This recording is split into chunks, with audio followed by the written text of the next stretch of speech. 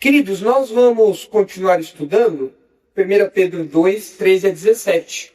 É o nosso trechinho que fala sobre as autoridades.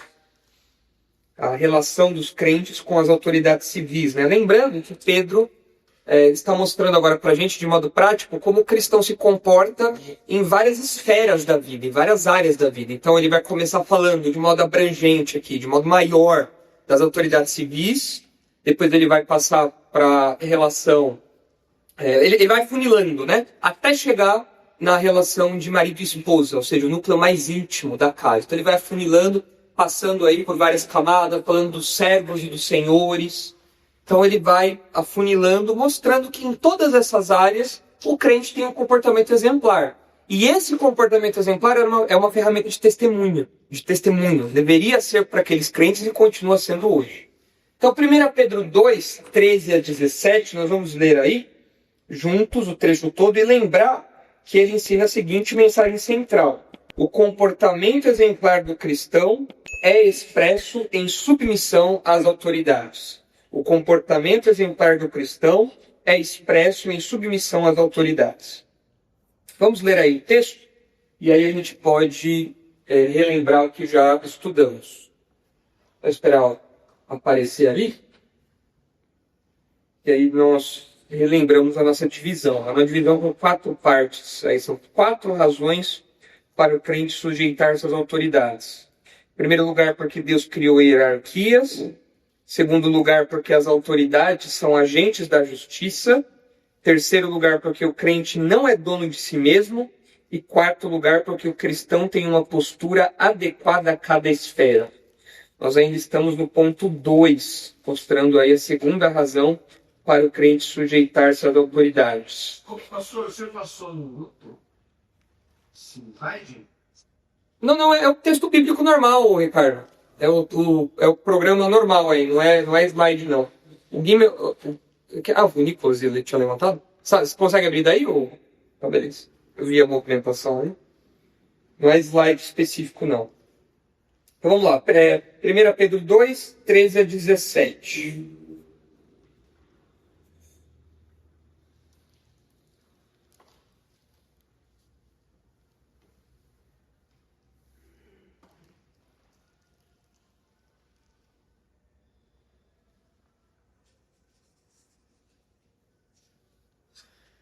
Beleza. É o 13. 1 Pedro 2, 13, Ricardo. Aí já, do 13 até o 17. Vamos lá. Diz assim: sujeitai-vos a toda instituição humana por causa do Senhor, quer seja o rei como soberano, quer as autoridades como enviadas por ele, tanto para castigo dos malfeitores, como para louvor dos que praticam o bem. Porque assim é a vontade de Deus, que pela prática do bem façais emudecer a ignorância dos insensatos. Como livres que sois, não usando, todavia, a liberdade por pretexto da malícia, mas vivendo como servos de Deus.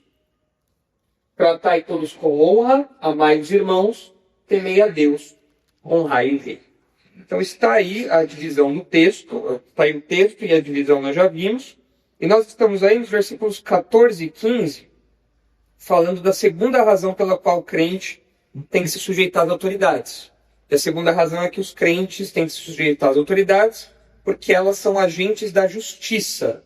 Então, o versículo 14, na segunda parte, diz assim, que as autoridades são enviadas para castigo dos malfeitores e louvor dos que praticam o bem. E nós gastamos bastante tempo nisso, vendo aí o que significa punir o mal e exaltar o bem, né? As nuances práticas disso, as aplicações práticas disso, né? Depois, no versículo 15, o texto fala: porque assim é a vontade de Deus, que pela prática do bem façais emudecer a ignorância dos insensatos. Ou seja, o crente tem uma forma específica, um instrumento específico de responder às acusações que são feitas, às maledicências, aos ataques injustos que são feitos. Nós não nos revoltamos, nós não botamos fogo nas coisas, não. Nós respondemos com ordem, com sujeição, nós respondemos isso com um bom comportamento. Então o crente não é um arruaceiro, não é um black bloc que vai lá, põe fogo em tudo. Não, isso não é o crente. Isso nós vemos na nossa relação com as autoridades. Mas isso tudo a gente já viu, né? Agora, eu comentei com os irmãos que eu queria aproveitar o ensejo desse texto para compartilhar com vocês alguns outros textos bíblicos relacionados a esse assunto. Porque esse é um assunto que eu acho que a gente tem que apresentar muitos textos, porque para nós é um assunto difícil. E se houvesse só esse texto bíblico, já seria suficiente, porque é um texto bíblico que é muito claro. O crente tem que se sujeitar às autoridades. Pô, lembrando que a autoridade máxima aqui nessa época era quem? Nero. Que não era flor que se cheira. Já sabemos disso. O cara era mau. E Pedro fala, se sujeitem ao rei como soberano. Rei aqui é um outro nome para o imperador. No caso aqui era Nero. Então, se a ordem de Pedro, na época de Nero, era para se sujeitar, hoje, por pior que esteja o nosso país, não é como nos dias de Nero ainda. Nós não estamos como nos dias de Nero ainda. Então, já seria um texto suficiente para a gente lidar.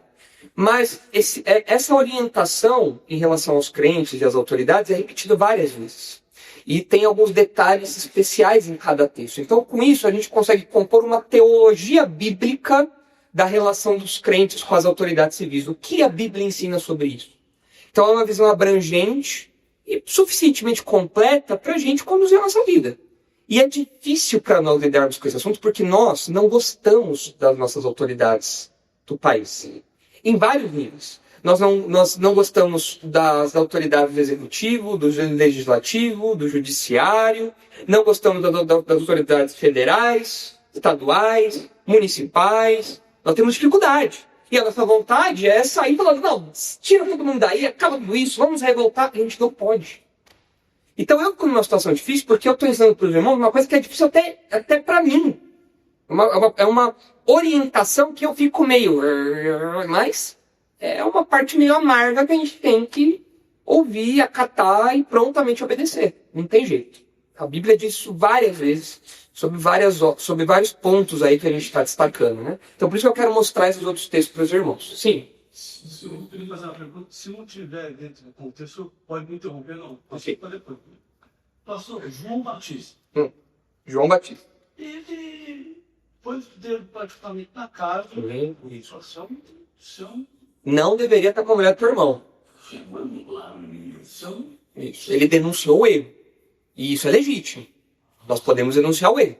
O que a gente não pode fazer é pegar gasolina, tacar no pneu, ir lá fora, abaixa o governo. Aquilo que fizeram no Nepal essa semana. No Nepal, né? Sim. Que botaram fogo no Supremo Tribunal Federal lá. Botaram fogo, inclusive, acho que na presidência lá, com a mulher, a primeira-ministra, a primeira-dama lá dentro. Um negócio assim. O negócio foi violento. Os jovens foram lá, tal, porque censuraram as redes sociais. E jovem não vive sem WhatsApp, sem Facebook, sem Instagram, essas coisas, né? Censuraram lá, o pessoal foi, botou fogo em tudo, tacou político no Rio. O crente não deve participar desse tipo de coisa. Não existe base bíblica para isso. Não. Mas pastor, veja bem, irmãos, eu adoraria falar, vamos pegar os tiranos e vamos colocar todo mundo, vamos fazer um golpe de Estado, colocar todo mundo na cadeia. O crente não participa, não compactua com essa postura. Eu adoraria ter uma outra resposta para os irmãos, que agradasse um pouco mais o nosso senso de justiça. Mas eu não tenho como fazer isso biblicamente. A nossa percepção dos fatos tem que estar debaixo da verdade revelada de Deus. Então, eu tenho que me sujeitar a que os textos dizem. Os irmãos compartilham desse sentimento, tá bom, né? A gente gostaria que tivesse uma outra alternativa, mas nós, como crentes, não podemos. Nós não podemos compactuar com esses atos violentos que acontecem aí. Mas vamos lá, deixa eu mostrar esses outros textos aqui para os irmãos, né? Olha aí, Provérbios 24 e 21. Provérbios 24, 21 e 22. Esse texto mostra que o crente não é um baderneiro. Como eu falei, o crente não é aquele que põe fogo no pneu, faz piquete, vai, revolução, vamos lá e tal. O crente não tem essa postura. Olha aí. Teme ao Senhor, filho meu, e ao rei. Opa, peraí. É para temer duas pessoas aqui. Quem? Teme ao Senhor. Quem é o Senhor? Deus. E ao rei. O rei merece temor.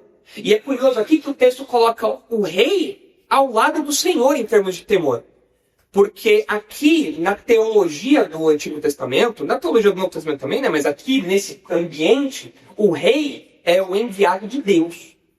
Então ele tem que ser respeitado, ele tem que ser temido, reverenciado aqui.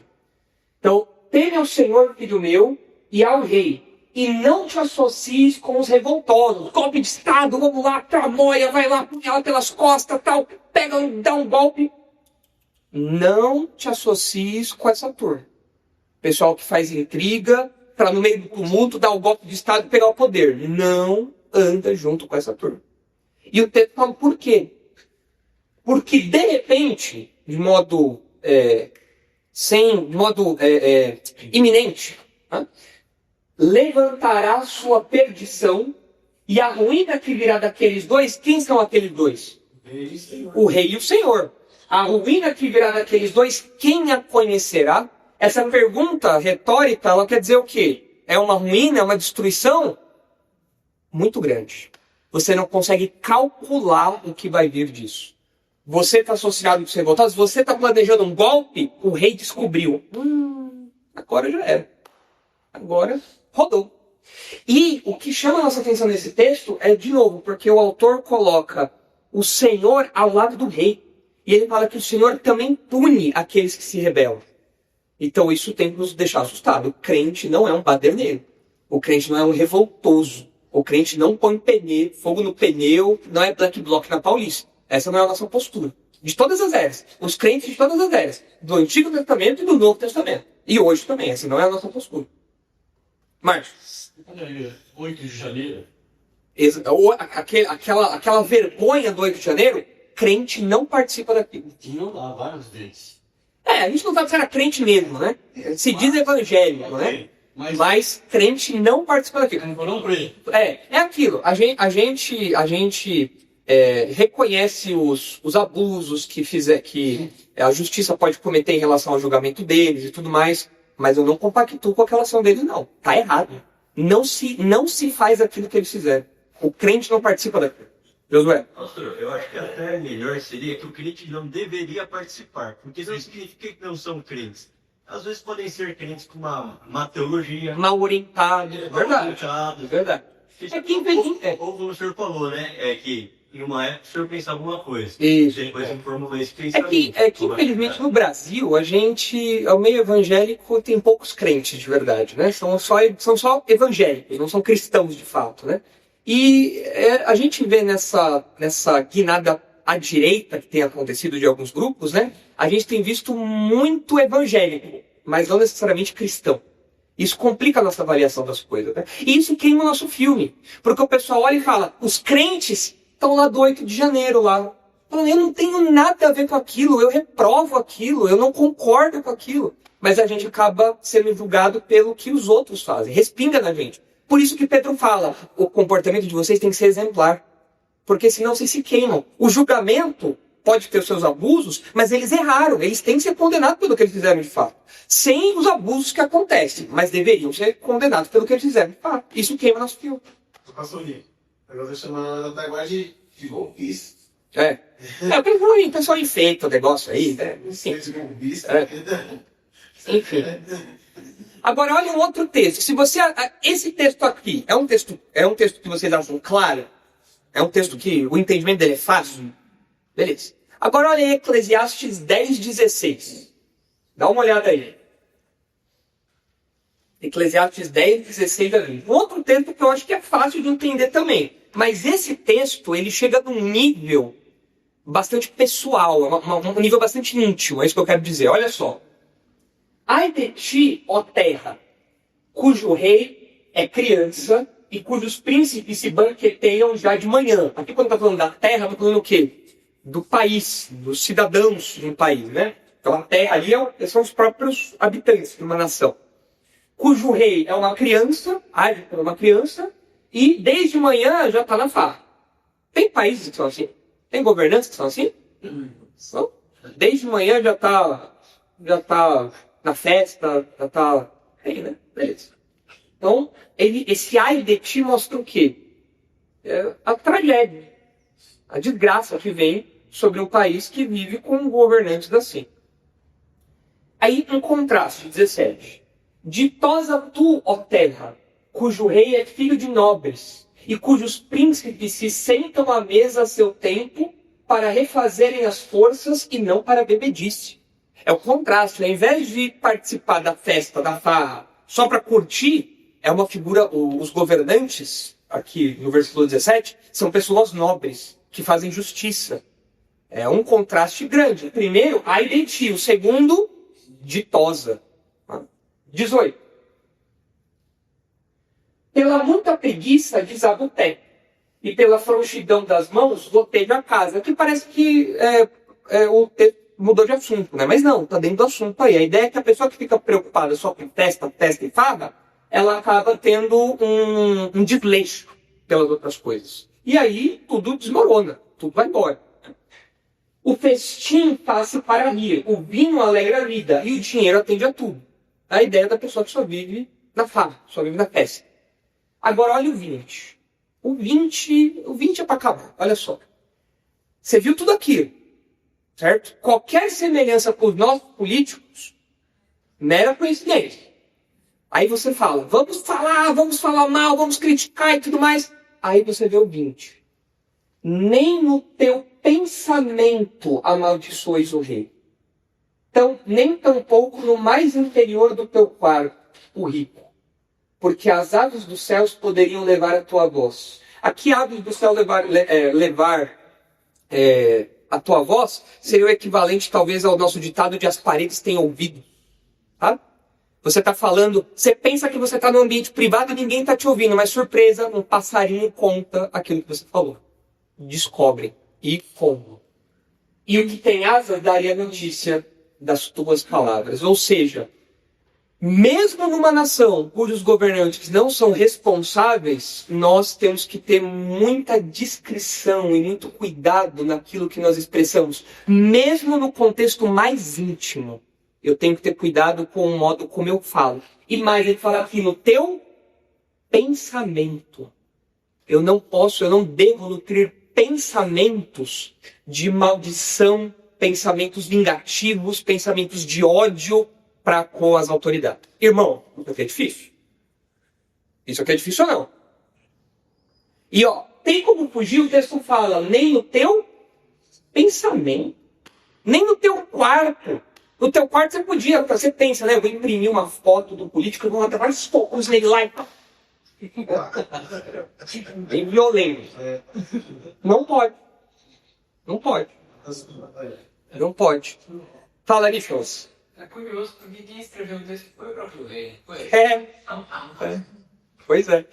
Ainda bem que é inspirado por Deus, né? Senão a gente ia falar que o rei estava sendo tava puxando a sardinha pro lado dele, né? Falou, não fale mal do rei, e o rei só idiota, né?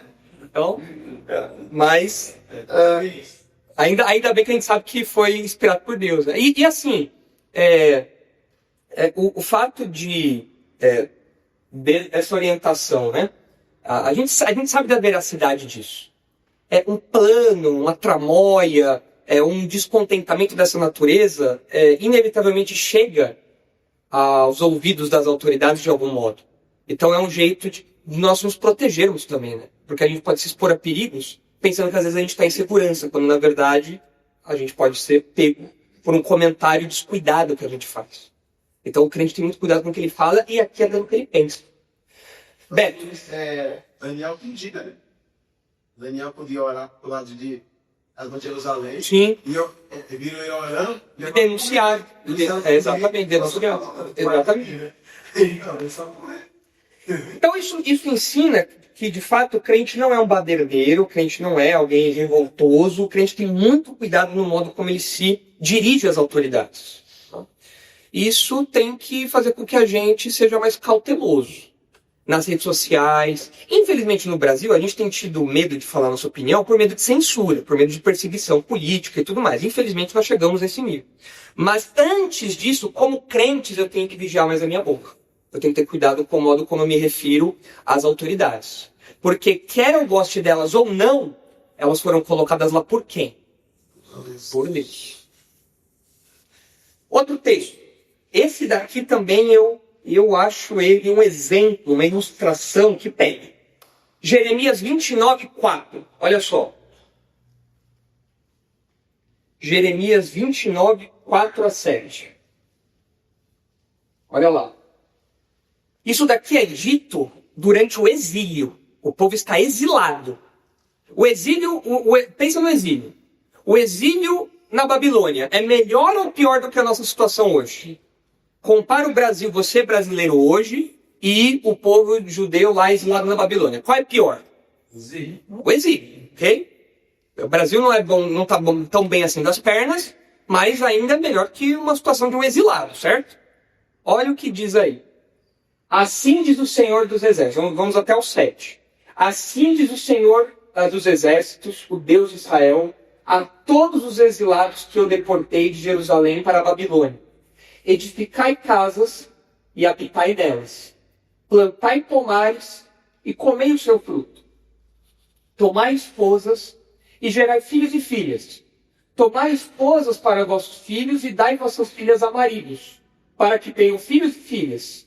Multiplicando-vos aí, não vos diminuais. Até aqui você vê que Deus está orientando o povo a ter uma vida normal. Vivam, sigam a vida de vocês. Façam as coisas do fluxo normal da vida.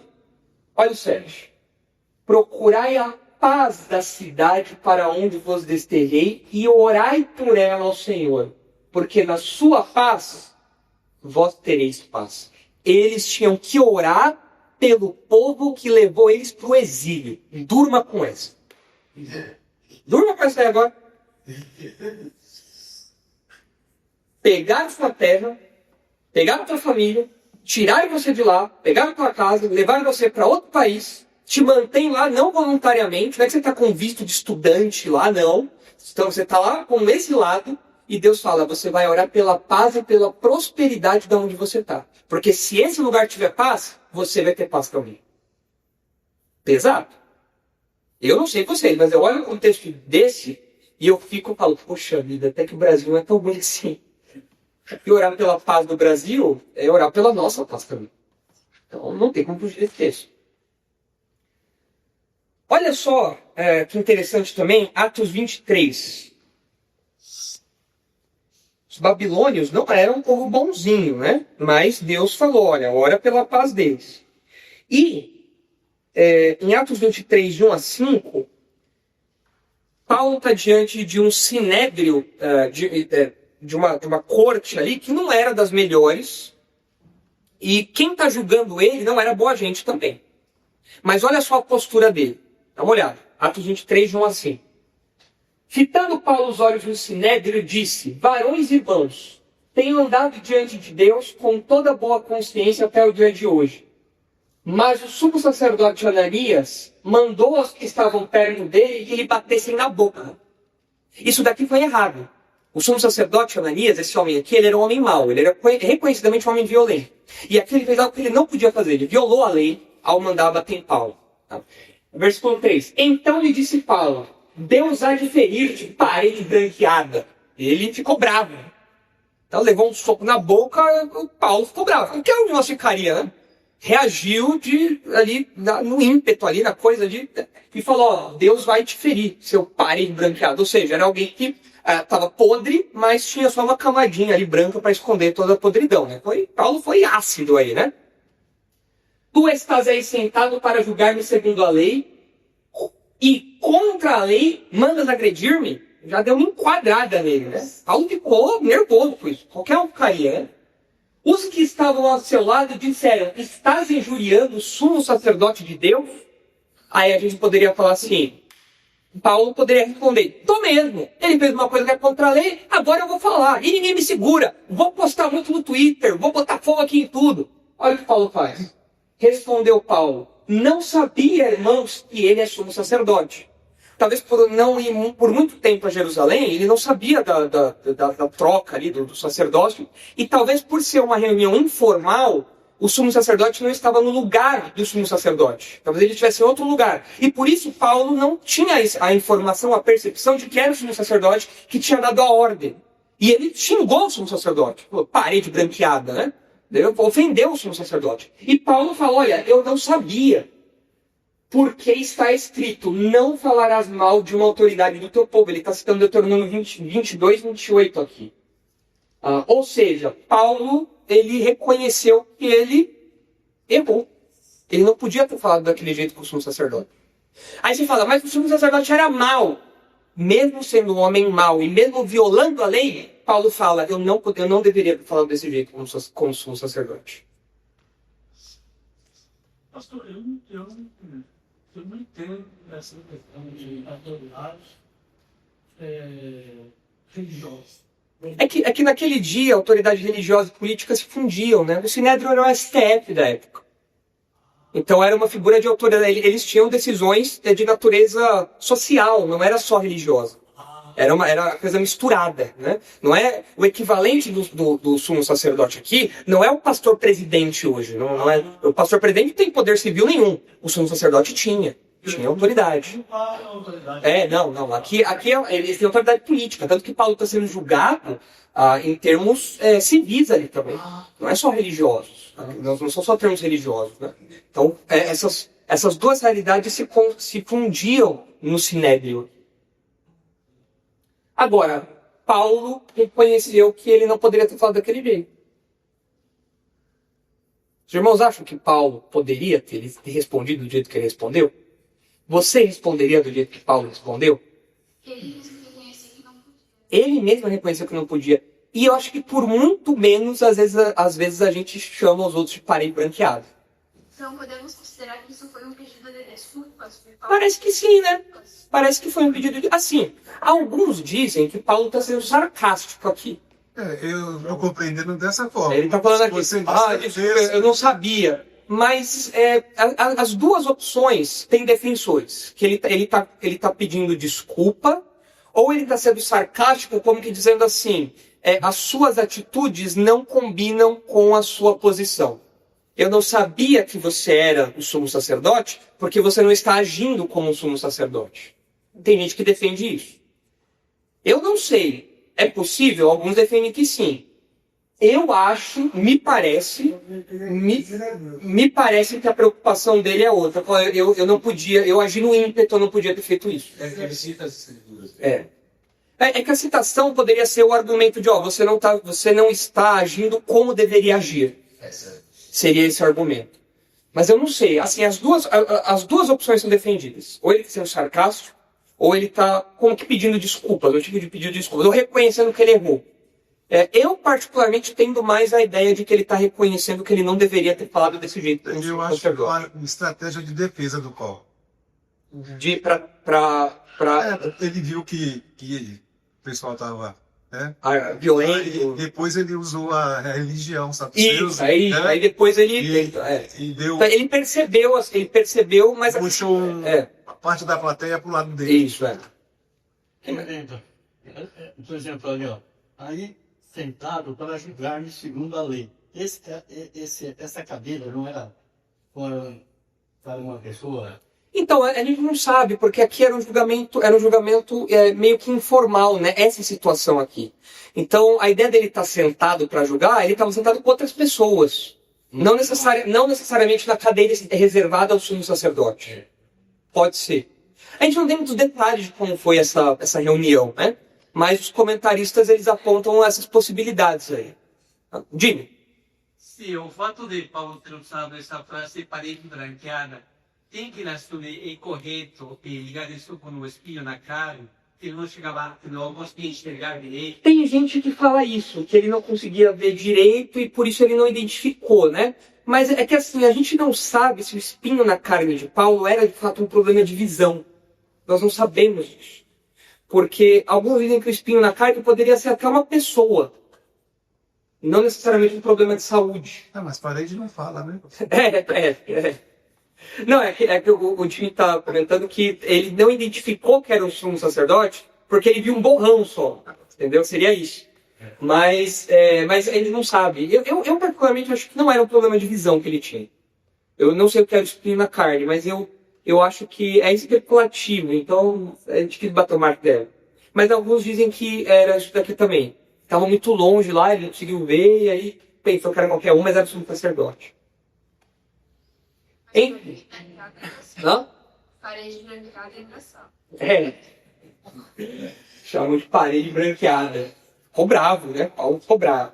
Mas enfim, eu acho que ele pode estar aqui se desculpando. Né?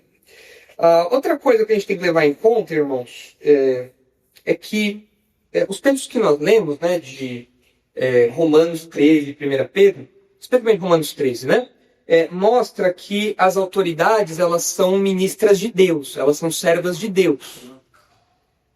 Isso significa que a má mordomia que as autoridades fazem do seu poder vai ser julgada por quem? Por Deus. Pelo próprio Deus. Isso tem que pacificar um pouco o nosso coração. Porque Deus pode fazer isso em dois momentos. Deus pode fazer isso no presente, muitas vezes usando a população, usando outras ferramentas do próprio poder hierárquico, usando circunstâncias das mais diversas, até circunstâncias naturais, para tirar alguém do poder e punir aquela autoridade, como até a morte. A gente vê Deus trazendo morte para as autoridades no Antigo Testamento, no Novo Testamento também. Então Deus pode, de modo no presente, de modo natural ou extraordinário, de modo milagroso ou de modo ordinário, trazer juízo. Mas, se isso não acontecer agora no presente, a gente tem a certeza que um dia isso vai acontecer no futuro. Com certeza todos vão dar conta dos seus atos e as autoridades vão ser especialmente cobradas por Deus pela responsabilidade que elas tinham, porque elas receberam esse serviço de Deus. Então isso tem que pacificar o nosso coração um pouco. É melhor obedecer que sacrificar. Né? A gente sempre para perante a soberania de Deus. Porque quando a gente não tem esse entendimento, todos nós, como o senhor já citou, a gente se revolta, a gente Ficar. Só que você vê que vai tão além, assim como o restante das coisas do senhor, vai na sua mente. Se você na sua mente está fazendo essa revolta acontecer, já está indo contra a soberania de Deus que constituiu aquele ou aquela que está lá. Exato. Eu quero dizer uma coisa. Eles não sabem por que Deus o colocou lá. Ele não sabe. Exatamente. Na soberania de Deus, aquela decisão é sábia, é boa e é santa, mesmo sendo um governante mau. Eu comentei com os irmãos nas semanas passadas, né? Quem foi que permitiu, não só permitiu, quem foi que escreveu, determinou que Hitler ascenderia ao poder na Alemanha? Foi Deus. Foi Deus. Mas Hitler foi Deus. Deus tem planos que a gente não consegue sondar. Você não consegue rastrear. Mas por quê? Não sei. O plano de Deus envolvia isso. A gente precisa lembrar desse ponto aqui que eu mencionei, né? Que a gente tem uma tendência de nós sermos os vingadores da justiça, né? Nós somos os Avengers, né? Nós damos uma de super-heróis da nossa própria causa, né? E nós queremos fazer justiça com as nossas próprias mãos. Mas a gente precisa lembrar que, em primeiro lugar, a ira do homem não produz a justiça de Deus. E a gente tem que lembrar de Romanos 13, em que Paulo fala, dai lugar à ira. Dai lugar à ira de quem? De Deus. Deus é o vingador, não nós. É bom saber que Deus vai nos vingar. Quando você olha, por exemplo, para Apocalipse, você vê lá todos aqueles que foram mortos na tribulação. E eles clamam até quando, Senhor? Eles clamam por justiça. Um dia a justiça vai ser feita. Por Deus. Não por nós. Não do nosso jeito. Não com as nossas forças. Então isso tem que pacificar um pouco o nosso coração. É difícil, Marcos. Isso ensina a gente a ter uma vida mais equilibrada também, né, pastor? Isso ensina a gente, eu acho, Alão, essa parte do equilíbrio é importante, né? Porque a Bíblia não está falando para nós matarmos o nosso senso de justiça. Não está falando que a gente não pode se indignar por um julgamento errado, por um político que faz uma besteira, mas significa que a gente não deixa isso dominar a nossa vida, a gente não se guia por isso, a gente não faz disso centro do nosso ser, e a gente não tenta fazer justiça com as nossas próprias mãos. E a gente controla o nosso pensamento em relação a isso.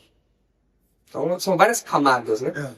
Agora, dentro dessa perspectiva, imagine uma pessoa, um cidadão brasileiro, que necessita de uma defesa, e ele vai até a justiça pública. Uhum. E a própria justiça pública o persegue. É difícil, é difícil.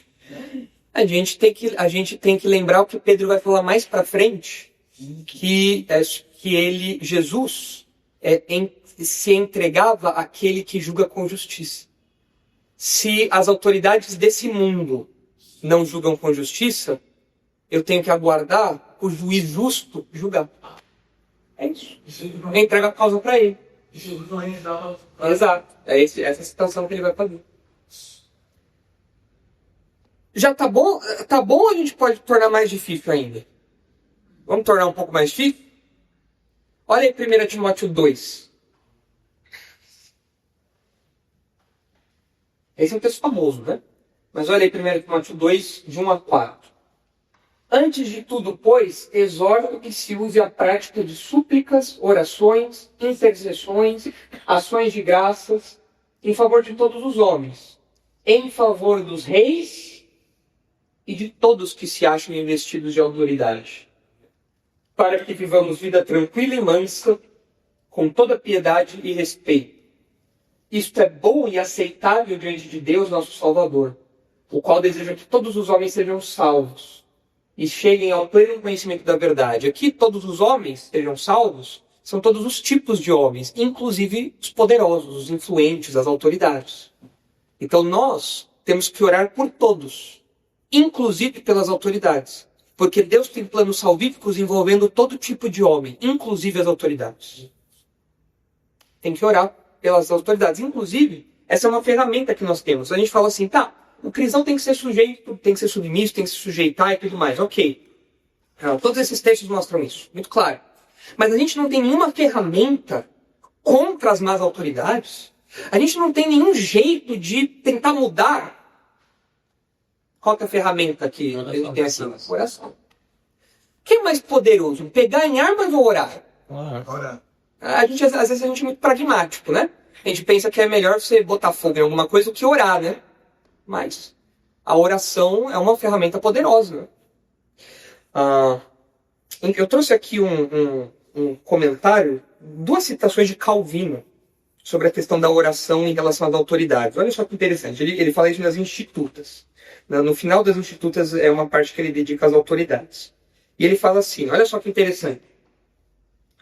Para que os súditos não simulem sujeição, ou seja, para que as pessoas não finjam serem sujeitas, se submeterem, pelo contrário, atestem que se sujeitaram sinceramente de coração, Paulo acrescenta que devem recomendar a Deus a conservação e propriedade daqueles sobre as quais vivem. Recomendar a Deus é orar. Ou seja, quando Paulo fala, o comentário é muito interessante, porque ele diz, quando Paulo fala que nós temos que orar pelas autoridades, isso chega no nosso coração.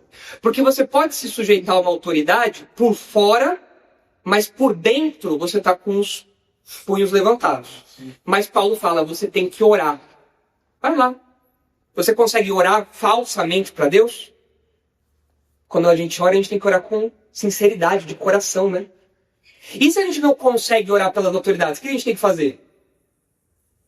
Tem que orar pedindo para ele conseguir orar.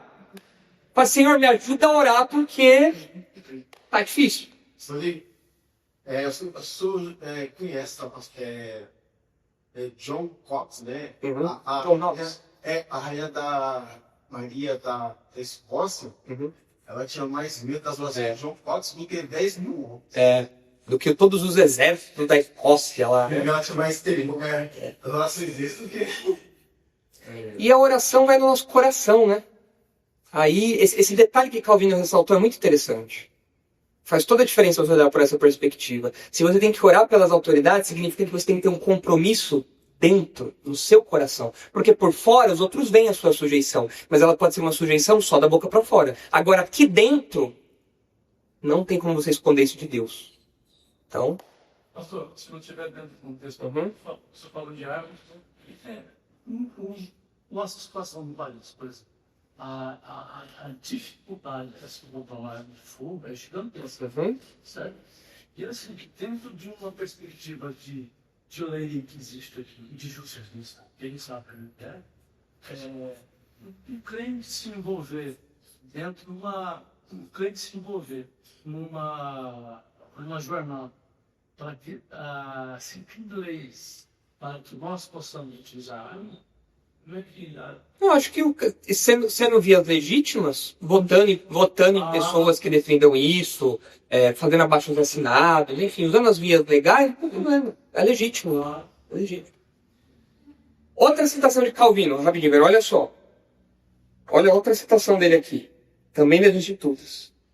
Devemos nos lembrar que não cabe a nós sanar males desta natureza e que somente nos resta implorar pelo auxílio do Senhor, em cujas mãos estão o coração dos reis e as inclinações dos reinos, segundo Provérbios 21. Então a gente tem que orar para aquele que controla o coração dos reis. Senhor, muda o coração do nosso presidente. Muda o coração dos juízes do nosso Supremo. Essa tem que ser a postura, segundo Calvino. Verônica. Crente não pode assinar abaixo assinado. Não é problema se manifestar contra o governo de forma legítima. Não, de forma legítima não é uma ferramenta legítima, pacífica. Não é de nenhum modo violenta, agressiva, mostra insubmissão. É um modo de expressar concordância com uma pauta ou com a rejeição de uma outra pauta. Isso não tem problema. Agora, é diferente você participar de uma passeata, é diferente você participar de um piquete, é diferente você participar de um golpe de Estado. Aí é diferente. Você participar de uma trama, aí é diferente. Certo? Olha só um outro detalhe, né? Além da oração, aqui eu não vou mencionar os textos, né? Mas além da oração, o crente também faz uso da pregação, não de revolução. O crente ora e o crente prega. Exemplos disso, nós temos Elias e Acabe. Elias denunciou a corrupção religiosa e política de Acabe ali, né? Toda a maldade de Acabe e de Jezabel. Daniel em relação a Nabucodonosor. João Batista em relação a Herodes. Paulo em relação a Félix. Ou seja, o crente tem que pregar. Tem que denunciar, olha, isso está errado. Essa lei que foi aprovada, Deus não se agrada dela. A pregação é uma ferramenta poderosa do povo de Deus. Porque nós não estamos falando de campanha política, não é isso? Nós estamos falando de, com a verdade em punhos, denunciar o erro. Aí eu estou sendo porta-voz da verdade divina. Eu estou combatendo o erro. Então, além da oração, nós temos também a pregação. O crente tem que ser um arauto, pregador, um que anuncia a verdade.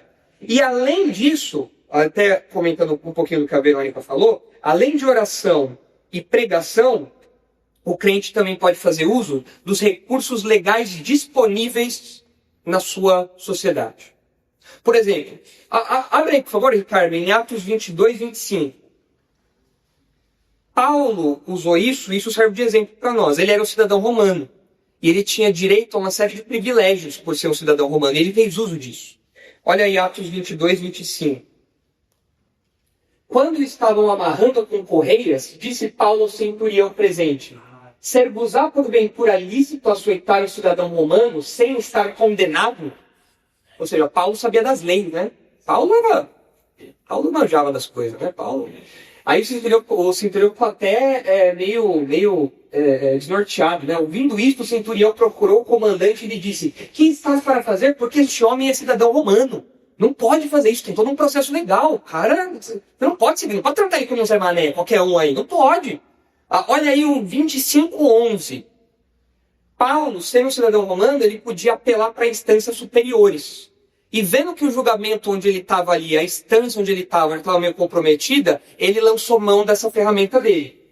Diz assim: caso, pois, Paulo falando, caso, pois, tenha eu praticado algum mal ou crime digno de morte, estou pronto para morrer. Se, pelo contrário, não são verdadeiras as coisas de que me acusam, ninguém, para lhe ser agradável, pode entregar-me a eles. Apelo para César. Para onde que ele vai? Onde que termina o livro de Atos? STF.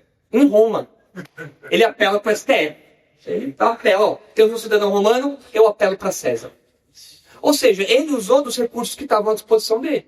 E nós temos recursos à disposição. Então nós temos que conhecer e usar esses recursos. Por isso nós precisamos de bons advogados crentes, que conheçam as leis do nosso país. Infelizmente, as leis do nosso país têm muitos vícios. As leis têm muito problemas. Mas sabendo dos recursos, a gente pode usar isso. Então, é um exemplo interessante. E, como a gente vive numa democracia, nós temos recursos próprios da democracia. Nesse livrinho aqui que eu já citei para os irmãos, Política Segundo a Bíblia, tem duas citações aqui que o professor Wayne Gruden faz que eu acho que são bastante interessantes, né? Porque na democracia o poder está em parte nas nossas mãos. Nós escolhemos alguns dos governantes que nós colocamos lá. Então isso significa que nós temos uma parcela de poder na nossa mão. E ele diz o seguinte: cidadãos de uma democracia têm a responsabilidade de entender o ensino bíblico. Outro argumento em favor da influência cristã expressiva sobre o governo se aplica a qualquer um que viva numa democracia, pois nesse sistema, uma parte considerável do poder de governo é confiada aos cidadãos em geral por meio das eleições. Ter a possibilidade de votar significa ter uma parcela do poder de governar. Logo, todos os cidadãos com idade para votar têm a responsabilidade diante de Deus de saber o que ele espera do governo civil e de conhecer os padrões morais que, de acordo com ele, o governo deve seguir. Interessante essa visão dele. Na época de Paulo, na época de Pedro, não era uma democracia. Era um império, era um outro esquema. Mas hoje, nós temos parte do poder na nossa mão, uma democracia. E eu, como crente, a gente é obrigado a votar no nosso país, né? Então eu tenho uma responsabilidade dupla. Eu tenho uma responsabilidade imposta pelo Estado e eu tenho uma responsabilidade por ter na minha mão uma parcela do poder. E tendo uma parcela do poder, eu tenho que exercer isso com consciência, com discernimento, com sabedoria. Verônica, depois irmão, Lê. Já subiu? Verônica. Pode votar em eu? Pode. Pode. Eu tenho que votar em um bom político, não necessariamente um bom crente. Então, às vezes o cara pode ser um ateuzão, pagãozão, mas um estadista que está alinhado com os valores sociais que eu defendo. Aquilo que eu acredito que seja mais próximo, né? Então eu vou lá e voto nele. Aliás, infelizmente, no Brasil, eu acho que é pior votar em crente do que votar em incrédulo. Porque o cara vai lá no horário político, vote no pastor pilantrão 171. Aí você vai lá, vota e o cara só dá tristeza. Então a gente não precisa só votar em crente. A gente tem que votar em gente competente. Certo? Isso com qualquer coisa da nossa vida. Quando você, por exemplo, vai contratar uma faxineira na sua casa, você só contrata uma faxineira crente? Não, você contrata uma profissional boa. Se você vai, por exemplo, contratar o serviço de um contador. Não, só contrata o serviço de contador crente. Não, tem que contratar o serviço de um bom contador. Mecânico, só vou na oficina do mecânico crente. Só na oficina que tem lá o para-choque de caminhão lá. Deus é fiel. Só lá eu vou lá. Não, você tem que ir num bom mecânico. Se é crente ou não, isso é um adicional. Se ele é crente, ótimo, melhor ainda. Mas eu tenho que votar em alguém que seja competente. Não necessariamente algum crente. Quem tinha perguntado? Não, Roseli. E quando um crente vai lá votar, o voto é branco ou não? É um direito biblicamente falando, não tem como falar que é errado, porque a Bíblia não lida com eleições nesses detalhes, né? Então eu não tenho base para falar que é errado. Eu só não acho que é muito inteligente. Aí é uma opinião minha. Você votar em branco é você se eximir da responsabilidade de votar, porque você não concorda com os candidatos que estão lá, ok, é um voto de protesto, mas por outro lado, você vai ser sujeito a quem ganhar do mesmo jeito. Então se você vota em branco, nulo, seja lá o que for, você não vai estar contribuindo nem para um nem para outro, verdade, mas no final você vai ter que obedecer um ou outro. Eu acho que não é inteligente, não é sábio, mas não posso falar que é errado. Sabe? Isso se aproximaria também no casamento, pois o casamento cristão, um não cristão, mas poderia ser... Não, aí não. Aí não. Casamento não, porque a relação do crente com o Estado é uma coisa. A relação com o crente no matrimônio é outra. Aí o crente, ele não pode entrar em julgo desigual com o incrédulo, em termos de patrimônio. Porque o texto bíblico diz, como os dois vão andar se eles não estão em acordo? Porque como eu vai ter luz com as trevas? Como vai criar os filhos? Como que vai ser a rotina da casa? Como que vai ser a tomada de decisão se o marido é incrédulo? Como que vai ser a postura da esposa se ela for incrédula? Então o matrimônio é diferente. No matrimônio eu tenho que escolher uma crente para me casar. Eu tenho que averiguar, verificar que ela é crente, inclusive. Agora, em relação à nossa relação, em relação ao voto nas autoridades civis, aí não. Aí não tem nenhuma... O que a gente tem que tomar cuidado é justamente nessa questão dos empreendimentos que nós entramos, às vezes político-religiosos, onde eu entro numa aliança com o pastor que está se candidatando a não sei o quê. Aí pastor é um pilantra, tudo mais, aí eu tô apoiando um cara que eu não posso apoiar. Aí, eu vou apoiar eu vou ser sócio do Valdomiro Santiago. Não tem como, não rola. Eu não posso entrar numa empreitada, numa sociedade com ele, sabe? Mas aí não é tanto a questão política, é mais a questão de sociedade, né? Então, eu tô financiando o trabalho dele, sou sócio dele, aí é jogo desigual também, aí não pode. Mas tomar o seguinte, que o crente tem que ter orientação de Deus para saber o que ele vai fazer. Exato. Sabe? Por melhor. Tem que orar, tem que ponderar, tem que ter sabedoria, né? Quem tinha levantado a mão? Diga, velho. Se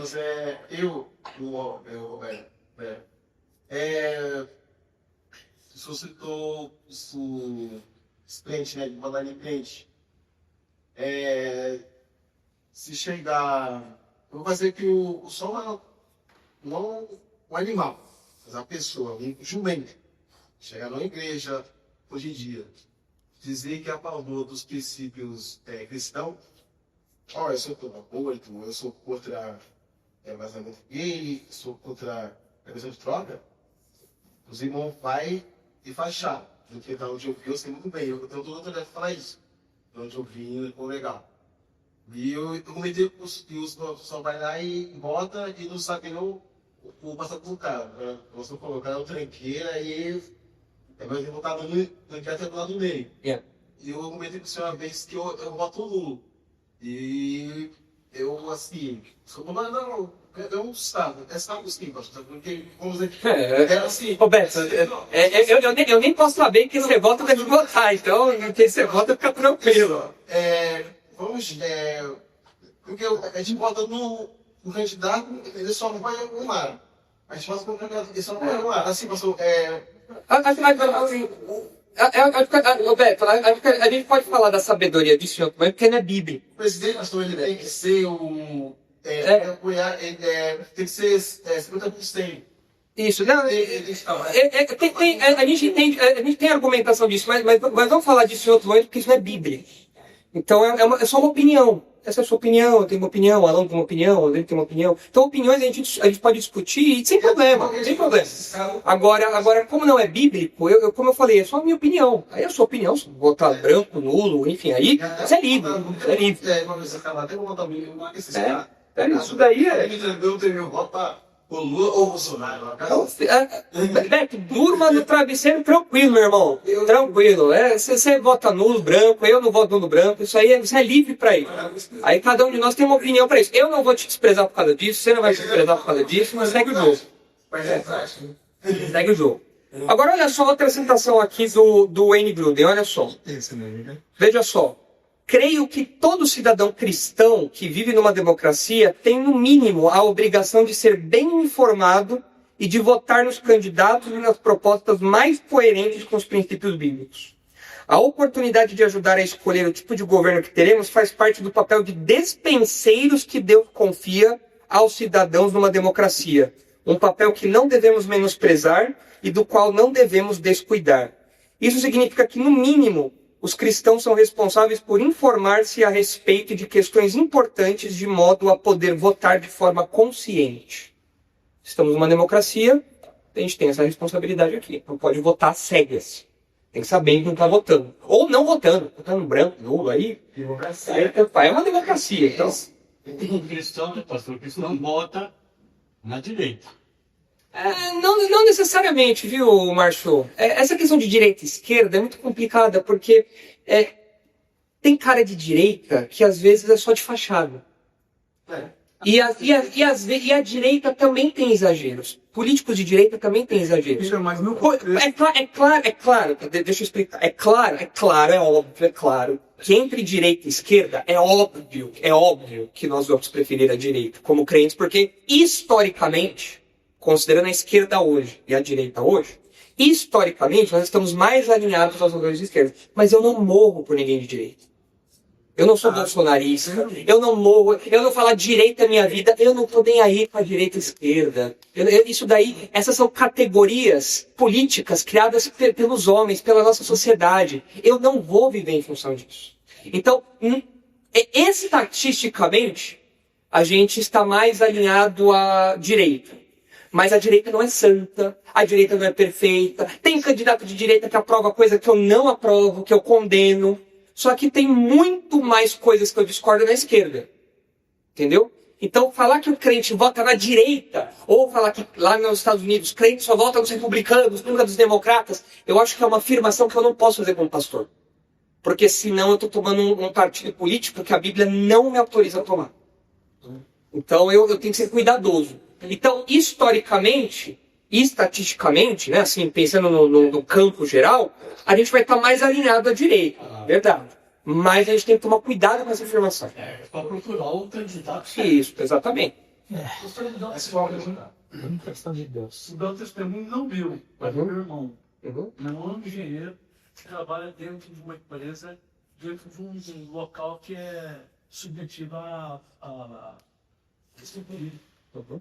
Ele me ligou, falou, mano, não aguento mais. Porque é submetido lá responde o governador, essas coisas, não? Isso não aguento mais. Tem uns caras que dizem que foram tudo colocado aqui com indicação política para trabalhar, essa já tem. Mas o pessoal que diz que veio tudo da direita. É tudo pilantra. Chegou uns 3 rebolando aqui que pareciam trabalho. É. Tá tudo da direita. Então, esse negócio de direita e esquerda está muito contaminado. Não tem jeito. Então, Eu tenho comigo votar em nome de Deus. Amém. se a gente tivesse um estadista cristão, como foi Abraham Kuyper na Holanda, lá no começo do século XX, seria uma maravilha. Eu já votei nomes, não é. Mas o problema é Eu tenho que votar no Maluf. Não sei, irmão. Essa aqui é a verdade, porque ele está vendo o diálogo. Humanamente não vamos ter governo. Não vai ter um governo perfeito. Não vai. Na nossa realidade, nós votamos geralmente no menos pior. É isso, nós votamos no menos pior. Às vezes ele não é nem de direita nem de esquerda, ele é de centro. Não é de centro, é um pântano da vida aí, um pântano lá. Hoje é tudo um teatro. Então, a gente não confia É na por isso que a política. gente diz, ora bem, seu O governo de Jesus, ele vai ser um governo com cetro de ferro, a justiça vai prevalecer e ninguém vai votar para Jesus estar lá. Então, é isso que a gente aguarda. Nós não vamos colocar Jesus no trono por votação. Então não é a eleição, não é a democracia que vai nos salvar. Então a nossa salvação é eterna. E a restauração desse mundo no milênio não depende de votar na direita ou na esquerda. Então depende de Jesus. Jesus voltar. Então nós aguardamos essa esperança. Essa esperança que nós crentes temos. Então isso é porque a gente seja equilibrado. A gente não tome partidos assim, levando a paixão. Não. Olha, tem coisas da direita que eu concordo, tem coisas da esquerda que eu discordo muito. Eu estou mais alinhado aqui, mas eu não me firia a partido político, eu não mato e morro por candidato nenhum, eu não vou sair na rua aí, eu não vou fazer isso, porque eu não fui salvo por Jesus para fazer isso. Não é isso que eu tenho que pregar. Eu não tenho que pregar candidato A ou B, direita, esquerda, eu não tenho que fazer isso. Mas, claro, historicamente a gente está mais alinhado à direita, sem dúvida. Mas, com cuidado. Claro. Tem que ter cuidado com isso daí. Tem que ter cuidado com isso daí, porque tem erro dos dois lados aí, porque os dois lados são pecadores. Gente, vamos parar por aqui. Acho que não dá para ser no Malapai. Oi? Votar no Malapai é fim de carreira, hein? É que assim, a gente fica às vezes numa situação, a gente fica em situações difíceis, às vezes a questão política coloca a gente num dilema difícil. Depende do outro lado, né? Depende do outro lado. Exato, o Josué apontou uma coisa que é verdade. Você fala, nunca vou votar nesse cara. Quem que tá do outro lado? Quando esse cara for o menos pior, talvez você tenha que votar nele. Tem jeito. Então, aquilo que o pessoal publica muito uma frase, acho que é do Spurgeon, que é atribuída ao Spurgeon, né? Entre dois males não escolha nenhum. Só que Spurgeon não está falando de política. Então, é meio complicado você abordar esse assunto sob essa ótica. Às vezes você tem que escolher o menos pior. Tem jeito. Às vezes você vai ter que se sujeitar a um deles, que seja o menos pior. Você está sendo um pouco esperto, pelo menos, para tentar frear um pouco o avanço do mal em sua força máxima. Mas não é ideal, como o Alan falou. Nenhum candidato vai ser ideal. Nenhum. Nada. Nenhum. É só você olhar para os reis de Israel. Você tinha reis bons? Tinha. Tinha algum rei perfeito? Não. Você pensa, Davi era o rei perfeito. No final da vida, o que o cara me aprovou? Adultera, faz o censo, o cara... Davi, Salomão, o homem mais sábio que já existiu. O cara vai lá e dá aquelas pataquadas todas. Então, se isso acontecer com Davi e Salomão, não vai acontecer aqui com nenhum candidato no Brasil, garanto. Não vai acontecer. Então, muito menos no Brasil. Muito menos no Brasil. É isso, irmãos. Vamos orar, né? Vamos orar pelas autoridades, né? Paulo falou pra gente orar pelas autoridades, né? Mas a gente, acho que nessa oração, antes de orar pelas autoridades, a gente tem que fazer uma oração dentro da oração. A gente tem que orar para Deus nos ajudar a orar pelas autoridades. Porque não é fácil. Não é fácil. E pode orar para Deus restituir as autoridades? O texto falou para nem pensamento amaldiçoar o rei, né? Tem que pensar em como orar isso daí, né? A gente pode orar para Deus fazer justiça contra os maus. Então, isso daí, a gente pode apresentar a nossa indignação para Deus e falar, Senhor, eu não quero aborrecê-lo, eu não quero afrontá-lo no modo como o Senhor administra a história, mas eu estou muito incomodado com o que eu vejo. O Senhor tem o poder de mudar os corações, muda os corações, muda o rumo da nossa nação. Acho que essa é uma oração mais equilibrada. Uma coisa também, né, pastor? Somos peregrinos forasteiros. Pedro fala isso, né? Os guardas de mal. Exatamente. É isso que o senhor acabou de falar, essa frase que o senhor acabou de falar, muito pesado. O senhor falou de orar, porque orando ao Senhor, porque o senhor falou, Senhor, nós vamos orar e... Orar para que a gente consiga orar pelas autoridades. Não isso. A outra que eu acho que foi uma frase que falou muito pesada, que é de fato a verdade. O senhor falou que é Deus que administra a história. É isso. Ele que põe os reis, ele que destitui os reis, então... É isso que nos consola. Tem um rei no trono. E esse rei soberano não está no planalto. Então isso nos consola. Então, vamos orar. Santo Deus, esse tema é tão difícil para nós, é um tema que nos traz tanto pesar, é um tema que nos traz tanta angústia, tanto desgosto pelo que nós vemos da nossa realidade aqui no Brasil. Nós sabemos que existem corruptos, existem homens injustos, homens maus, espalhados em todas as esferas e instâncias do governo. Isso não só no nosso país, mas nós estamos aqui, nós percebemos e sentimos isso de um modo maior. E por isso, Pai, nós temos dificuldade de orar por esses homens. Nós temos dificuldade de suplicar em favor deles. Mas a sua palavra nos orienta a isso. Aí, Pai, nós temos dificuldade de fazer tantas outras coisas. Nós temos dificuldades em amar os nossos inimigos, em orar por eles, mas o Senhor nos orienta a fazer isso. Então pedimos que o Senhor nos capacite a isso também. Nós sabemos que tudo aquilo que o Senhor exige de nós, o Senhor nos capacita a fazer. E pedimos que o Senhor nos capacite de coração orar pelos homens que estão revestidos de autoridade no nosso país. Orar para que eles tomem decisões justas, que nos tragam paz. Orar para que eles punam o mal e exaltem o bem. Orar para que haja conversão no meio deles. Orar para que essas tensões todas que nós temos visto se dissolvam. Que o Senhor, que é o soberano da história, também é o soberano dos corações. Que o Senhor mova o coração de todas as autoridades de acordo com a sua vontade, para que nós vejamos uma mudança real no rumo do nosso país. Enquanto isso não acontece, que o Senhor nos proteja. Enquanto isso não acontece, que o Senhor pacifique o nosso coração. Que o Senhor abrande os efeitos negativos disso tudo na nossa vida, na nossa realidade. É o que nós pedimos, em nome do Senhor Jesus. Amém.